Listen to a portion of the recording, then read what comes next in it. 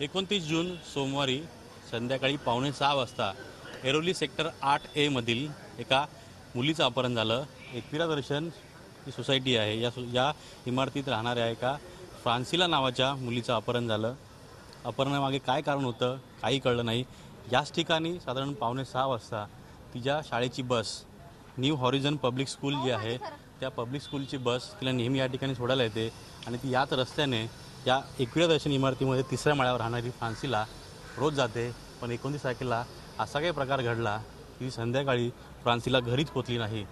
या संपूर्ण प्रकरणानंतर जी फ्रान्सिला आहे तिचं अपहरण झालेलं आहे। एक लाल कलरची गाडी आली होती आणि त्या लाल कलरच्या गाडीतून फ्रान्सिलाला कोणीतरी घेऊन गेलं असं प्रत्यक्षदर्शी जे आहेत त्यांनी सांगितलं होतं। त्यानुसार नवी मुंबई पोलिसांनी तपास सुरू केला। संपूर्ण तपासामध्ये पोलिसांना कुठेतरी डाऊट आला, कुठेतरी संशय आला की या संपूर्ण प्रकरणामध्ये जवळचे नातेवाईक किंवा कोणाच्या जवळच्या व्यक्तीचा हात आहे।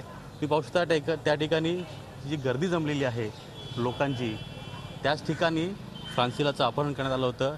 एक लाल कलरची गाडी आली होती, त्या लाल कलरच्या गाडीतून फ्रान्सिलाचं अपहरण झालं असं इकडच्या जे प्रत्यक्षदर्शी आहेत त्यांनी सांगितलं। पोलिसांनी 3-4 दिवस तपास केला। शेवटी त्यांना या संपूर्ण प्रकरणामध्ये त्यांच्याच घरातील एक व्यक्ती आढळली, ते म्हणजे फ्रान्सिलाचे काका। फ्रान्सिलाच्या मावशीचा हा नवरा होता ज्याने फ्रान्सिलाचं अपहरण करून त्याच दिवशी संध्याकाळी म्हणजे रात्री तिची हत्या केली आणि ठाणे येथील घोडबंदरजवळ जे गायमुख आहे त्या ठिकाणी तिचा जो मृतदेह तो टाकला। त्या ठिकाणी त्याने गळा लावून हत्या केली। त्याचबरोबर त्याला इतका संताप होता की त्याने तिच्या शरीरावर अनेक जखमा केलेल्या आहेत। अशा परिस्थितीमध्ये नेमका जे फ्रान्सिला आहे तिचे काका जे आहेत क्लॅरेन्स, तिचा नेमका असा काय राग होता किंवा असा काय वाद होता की त्याने या लहानशा मुलीचा इतकी निर्घुणपणे हत्या केलेली आहे। Video journalist Sumesh Ajit Mandhare, Zee Media, Navi Mumbai.